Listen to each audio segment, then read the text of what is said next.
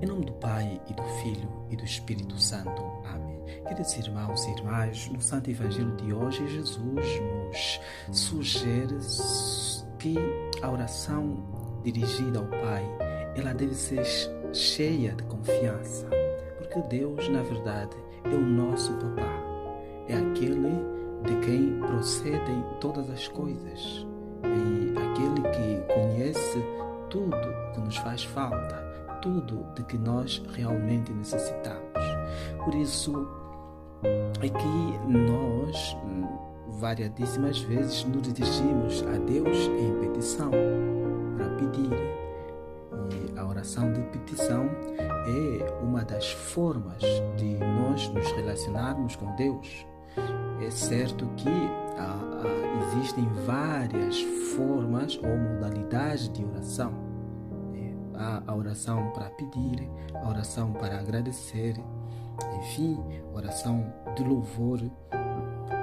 Mas como substrato de uma oração eficaz, deve-se ter em mente que a atitude interior de quem faz a oração deve estar assente na virtude da retidão de intenção ao pedir.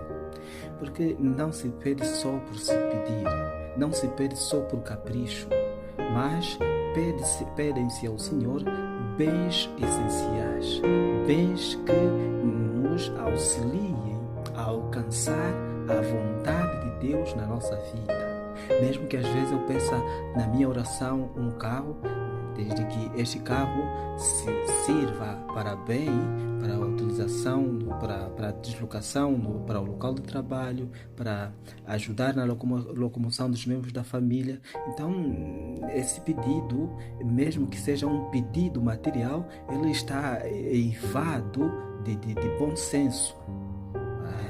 Mas às vezes pode ocorrer que uma mesma pessoa peça coisas supérfluas, coisas que não são tão essenciais e que às vezes podem redundar em prejuízo para a salvação da sua alma. Então há algumas atitudes que nós devemos conservar e devemos nos educar para que a nossa oração dirigida ao Pai seja uma oração que verdadeiramente nos auxilie a que nós nos conservemos no caminho do Senhor. E às vezes o que ocorre é que as pessoas pedem só por pedir e muitas vezes quase como que obrigando a Deus a nos dar, ou obrigando a Deus a mudar a sua vontade naquilo que ao nosso desígnio diz respeito. Deus é um Pai sumamente bom, que nos conhece, Ele sabe aquilo que nós precisamos. E às vezes no afã de pedir, na ânsia de pedir, nós nos esquecemos de que primeiro devemos saber se aquilo que nós estamos a pedir vai de acordo ou não com a vontade do Senhor.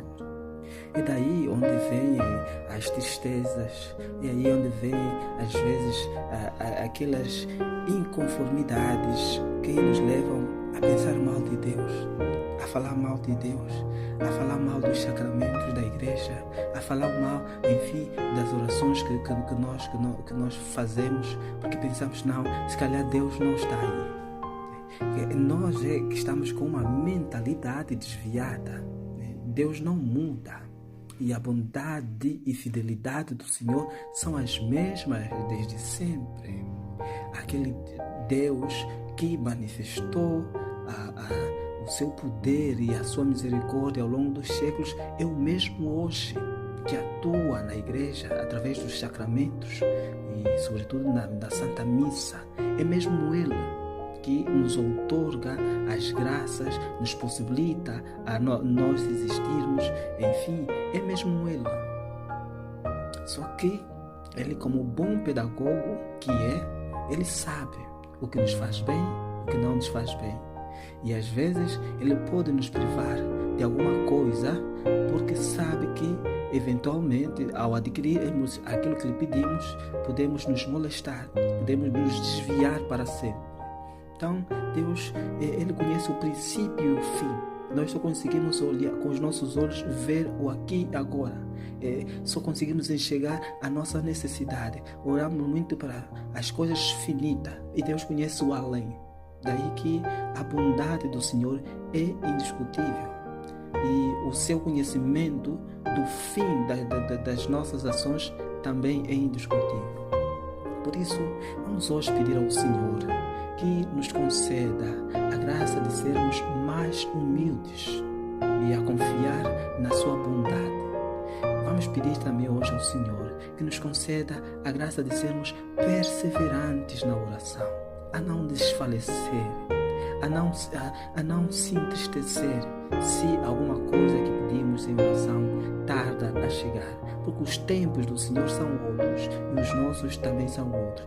Nós é que devemos nos adequar aos times, aos tempos que Deus estipulou, para que possamos alcançar os méritos ou as obras de que tanto pedimos. E também na vida de oração, nós sabemos que devemos sempre contar com a intercessão dos santos, sobretudo a intercessão da Virgem, nossa Mãe, e a do nosso anjo da guarda, com quem devemos estabelecer relação de intimidade. Na Sagrada Escritura, vemos que o centurião pediu a algumas pessoas da comunidade que fossem falar com Jesus para que curasse o seu servo. E por causa da intercessão desses homens, aquele servo ficou curado. Então, podemos e devemos rezar uns pelos outros, às vezes para alcançar um benefício espiritual ou material.